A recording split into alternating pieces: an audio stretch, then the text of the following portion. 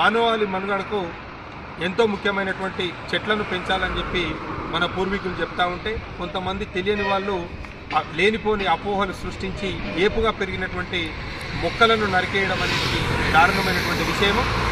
ఈరోజు తెలంగాణ వ్యాప్తంగా అదేవిధంగా ఆంధ్రప్రదేశ్లో కూడా చాలా చోట్ల ఈ భారతదేశంలో కోనోకార్పస్ మొక్కలు మానవ మనుగడకు ప్రమాదకరమని ఎన్నో అపోహలు సృష్టించినటువంటి మాట మీకు అందరికీ తెలుస్తుంది.